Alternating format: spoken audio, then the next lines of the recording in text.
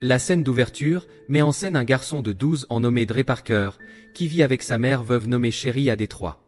Un jour, les deux doivent quitter leur ville natale et déménager à Pékin, alors que Sherry obtient un transfert d'emploi dans une usine automobile.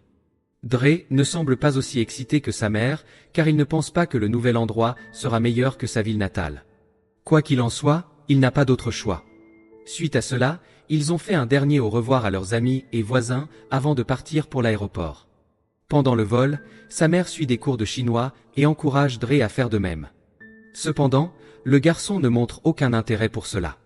À leur arrivée à Pékin, ils sont reçus par un guide local qui les dirige vers leur nouvelle résidence. Dre trouve l'atmosphère à Pékin complètement différente de celle où il vivait. Même son dessin animé préféré est doublé en chinois qu'il ne comprend pas du tout. Heureusement, il trouve un garçon voisin nommé Harry, qui parle anglais et se lie bientôt d'amitié avec lui. Peu de temps après, Sherry demande à Dre d'appeler un préposé à l'entretien nommé Monsieur Han, car le robinet d'eau chaude ne fonctionne pas. Obéissant à l'ordre de sa mère, le garçon part à la recherche de Monsieur Han. Il essaie de demander à la population locale, mais personne ne semble comprendre l'anglais. Malgré cela, il parvient d'une manière ou d'une autre à localiser Monsieur Han, qui est actuellement en train de déjeuner. Dre se plaint du robinet, mais Monsieur Han l'ignore et continue de manger.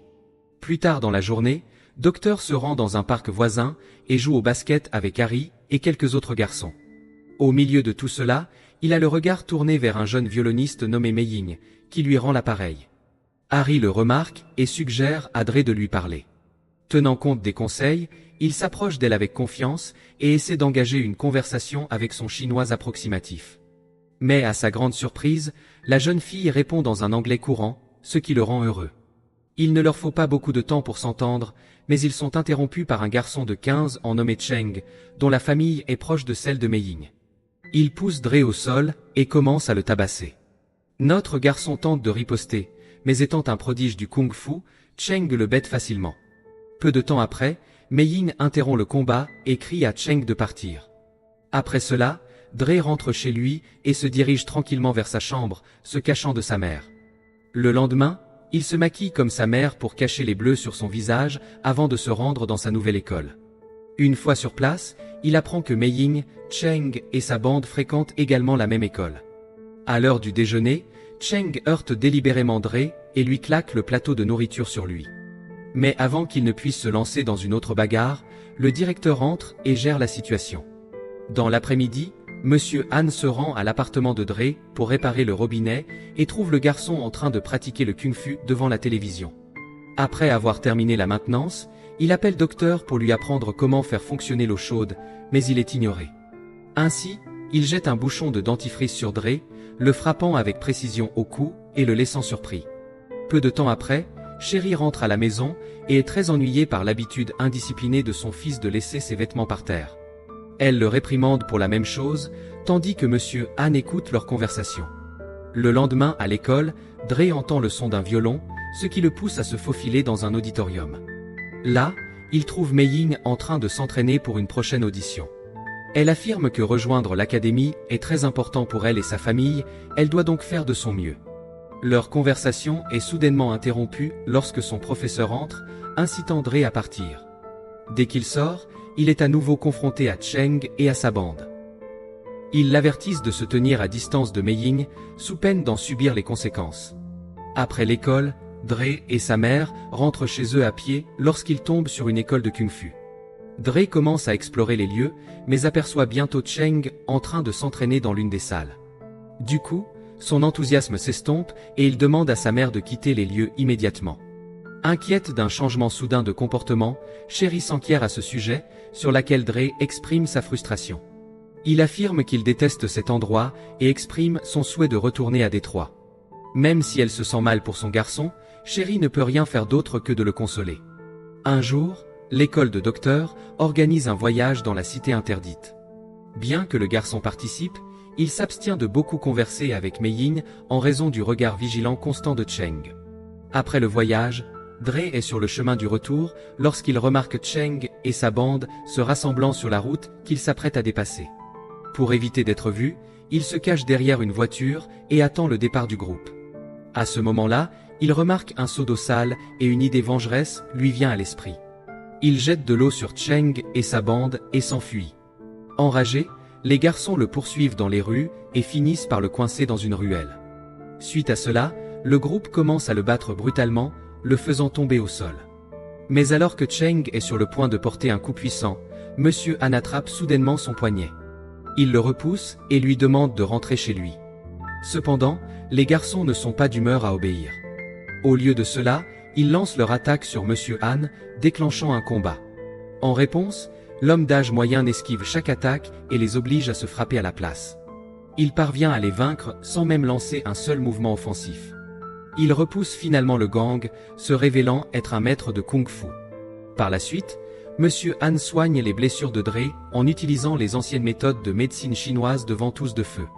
Il explique également que Cheng et ses amis ne sont pas intrinsèquement mauvais, mais ont été influencés par leur professeur, Maître Li, qui enseigne à ses élèves à être impitoyables envers leurs ennemis. Intrigué, Docteur demande s'il peut lui apprendre le kung-fu. Monsieur Han refuse et l'emmène à la place au studio Fighting Dragon de Li pour faire la paix. Là, le maître cruel rejette durement l'offre de paix et défie Dre dans un combat avec Cheng. Ne voulant pas aggraver la situation, Monsieur Han et Dre décident de partir, mais ils sont arrêtés par Li. Il les menace en disant qu'ils ne seront pas autorisés à partir à moins que l'un d'eux ne se batte. Au même moment, Monsieur Han remarque une affiche de tournoi et propose un plan.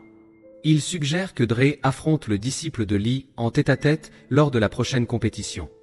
Il demande également que les étudiants de Li laissent Docteur seul pour s'entraîner d'ici là. Li accepte à contre-séhur tant que le garçon se présente au tournoi.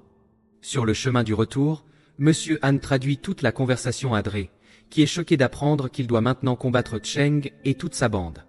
Il souligne que les opposants sont tous des étudiants en kung-fu, ce à quoi Monsieur Han prétend que ce qu'il pratique n'est que de la cruauté. Il promet alors de lui apprendre le vrai kung-fu, suscitant l'enthousiasme du garçon. Le lendemain, Dre rentre de l'école et se rend directement chez Monsieur Han pour leur séance d'entraînement. En entrant, il a la surprise de trouver une voiture dans le salon. Curieux, il s'enquiert, mais Monsieur Han élude la question, déclarant simplement qu'il n'y a pas de place de parking disponible à l'extérieur. Sans plus d'explications, il lance ensuite l'entraînement de Dre, en commençant par des mouvements de base, comme enlever la veste, la jeter, la ramasser et la suspendre. Dre pose de nombreuses questions, mais Monsieur Han ne répond à aucune et lui demande simplement de se concentrer sur la formation. En conséquence, Dre continue à effectuer ses mouvements encore et encore pendant des jours, sans tenir compte des conditions météorologiques. Un jour, Sherry interrompt l'entraînement pour inviter Dre et Monsieur Han au festival QI11 qui se déroule le même soir. Là, Dre repère Mei Ying et va lui parler. Au fur et à mesure que leur conversation se déroule, il l'invitait à son tournoi de kung-fu, et en retour, elle l'invitait également à son concours de violon. Après avoir promis d'être là pour se soutenir, les deux partagent un baiser romantique. Dans la scène suivante, l'entraînement continue jusqu'à ce que Dre en ait enfin assez du même ensemble d'entraînements ennuyeux. Il décide d'arrêter et blâme même Monsieur Han, affirmant qu'il ne comprend pas le kung-fu. En entendant cela, Monsieur Han révèle enfin le véritable objectif de ces exercices apparemment monotones, développer la mémoire musculaire. Lors de sa démonstration, Dre est surpris de voir qu'il est capable d'esquiver les attaques simulées de son maître.